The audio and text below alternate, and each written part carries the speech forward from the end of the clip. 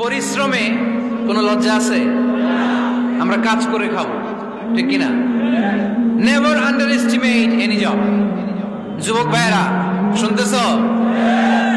এরকম আওয়াজ করতে হবে, কান খাড়া করে শোনো। Never under estimate any job.